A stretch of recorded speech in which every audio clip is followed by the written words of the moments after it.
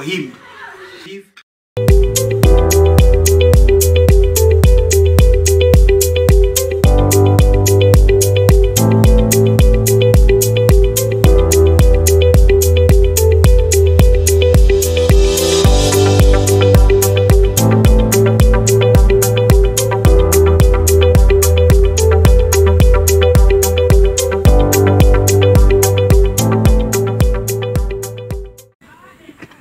Merci beaucoup, merci pour votre présence. Vous êtes là pour nous suivre aujourd'hui encore.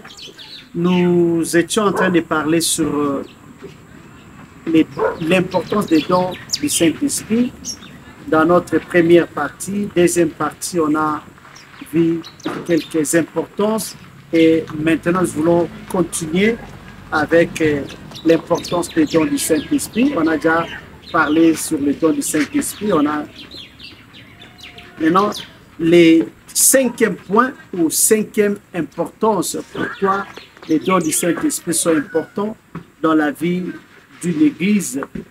Et lorsque nous parlons dans la vie d'une église, nous ne voyons pas seulement l'église en tant que bâtiment, mais nous voyons l'église comme une communauté, un groupe de personnes réunies pour servir Dieu, adorer Dieu. Et comme l'Église est faite de personnes, donc les dons ne sont pas sur les chaises ou sur les bancs, mais les dons sont manifestés par les personnes. Maintenant, quelle est l'autre importance des dons du Saint-Esprit dans la vie d'une Église? Les dons du Saint-Esprit sont importants parce que ça permet de donner la solution aux problèmes de l'Église. L'Église aujourd'hui a beaucoup de problèmes. Et ces problèmes-là peuvent être résolus au moyen des dons du Saint-Esprit. Par exemple, ça peut avoir des conflits au niveau de l'Église. Grâce aux dons des paroles de sagesse, on peut arriver à résoudre ces problèmes-là.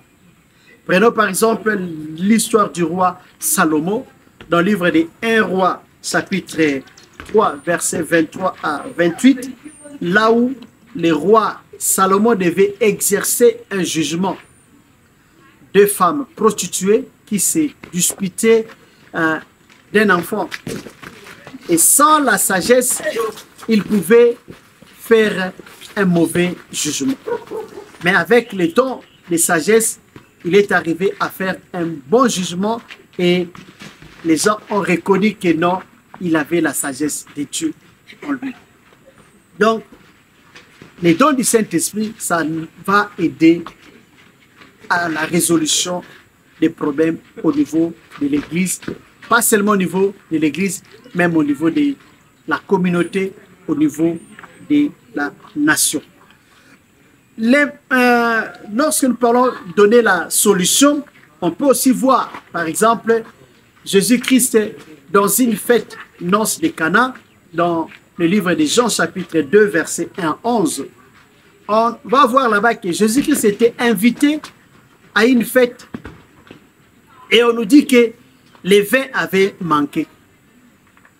Maintenant, les gens devaient continuer la fête, mais il n'y avait plus de vin. Et on est allé dire à Jésus, et la Bible nous dit, Jésus a opéré un miracle. Il a changé l'eau en vin et les gens ont bu. Donc, avec les dons du Saint-Esprit, on est capable de donner la solution aux problèmes des gens, aux problèmes de l'Église, même aux problèmes de la communauté. Et on va encore voir par exemple Joseph en Égypte. Joseph qui était prisonnier à cause du don de l'interprétation, il est arrivé à interpréter les songes du roi d'Égypte, Pharaon. Et il a interprété. Maintenant, il fallait prendre des dispositions. Parce que les songes disaient qu'il y aura 7 années d'abondance. Et après les 7 années d'abondance, il y aura 7 années de sécheresse. Maintenant, le problème était comment éviter les 7 années-là de sécheresse. Ou encore, comment vivre, comment préparer les 7 années-là de sécheresse pour que l'Égypte ne manque pas à manger. Même s'il y aura de la famine dans d'autres pays, mais qu'en Égypte, il y ait toujours la nourriture. Il fallait la sagesse. Il fallait que les dons de sagesse puissent intervenir pour donner la solution à ces problèmes-là futurs. Donc, nous voyons qu'avec les dons du Saint-Esprit, on est à mesure de donner la solution aux problèmes, même passés, même présents, même futurs. Les dons de sagesse est capable de donner la solution à tout cela. Autre chose, importance des dons du Saint-Esprit, nous allons voir que c'est la croissance de l'Église. Les dons du Saint-Esprit, ça contribue à la croissance de l'Église. Aujourd'hui, si vous commencez une église, vous pouvez commencer une église, mais quand les dons du Saint-Esprit, ça ne travaille pas, vous pouvez gagner des âmes, mais avec une personne qui a les dons du Saint-Esprit en train de travailler, il y aura une différence dans la rapidité de la croissance. Pourquoi? Parce que les gens qui ont des problèmes, ils ont besoin de la solution. Tu peux parler, tu peux prêcher, tu peux bien prêcher, mais une personne qui a un problème, qui n'a pas trouvé solution, je ne pense pas qu'il va te suivre. Lorsque cette personne-là sait que si je vais chez l'autre, là, j'aurai la solution à mon problème. Et nous allons voir que les églises où les dons du Saint-Esprit sont en train de travailler, de se manifester, la croissance est aussi différente par rapport à une église où les dons ne se manifestent pas. Parce qu'il y a certaines églises où les dons ne travaillent pas, mais il y a beaucoup de gens qui vont là-bas. Mais il faut commencer d'abord à savoir comment cette église-là a commencé. Peut-être cette église-là n'est que des noms. Les gens ne suivent que les noms parce qu'ils ont l'expérience passée. Ce n'est pas qu'une église qui est commencée du néant comme ça et les gens vont suivre. Non. Les gens viendront là où ils sentent que non, Dieu est là-bas. Et la présence de Dieu se manifeste aussi par les dons du Saint-Esprit. Parce que les dons du Saint-Esprit sont aussi un signe de la présence de Dieu parmi son peuple. Lorsque le Saint-Esprit travaille, ça montre que Dieu est au milieu de son peuple. Donc, les dons du Saint-Esprit, ça contribue à la croissance de l'Église. Ça va contribuer à la croissance numérique, ça va contribuer à la croissance financière, ça va contribuer à la croissance spirituelle, ça va contribuer à la croissance matérielle. Donc, les dons du Saint-Esprit sont vraiment importants. Parce que, par exemple, une personne qui est possédée, qui ne voit pas vraiment qui vit des blocages, il ne sait pas comment s'en sortir de ces blocages-là. Avec les dons du Saint-Esprit, le Saint-Esprit peut révéler quel est le problème de cet homme et quelle est la solution pour son problème. Et lorsque la solution à son problème sera donnée, sa vie va s'épanouir. Et quand la vie est épanouie, c'est l'Église qui va en bénéficier. Donc, les dons du Saint-Esprit aident à la croissance de l'Église. Que ce soit la croissance spirituelle, que ce soit la croissance matérielle, que ce soit la croissance financière, que ce soit même la croissance morale.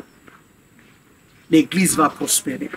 Vraiment, c'est ce que nous avons préparé pour vous en ce qui concerne l'importance des dons du Saint-Esprit. Il y a beaucoup de choses que nous pouvons dire sur l'importance des dons du Saint-Esprit dans la vie d'une Église.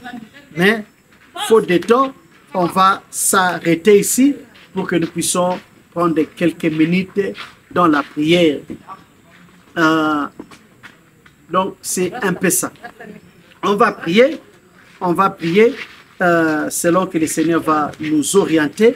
Nous avons parlé de l'importance des dons du Saint-Esprit. On a vu 6 points sur l'importance du don du Saint-Esprit.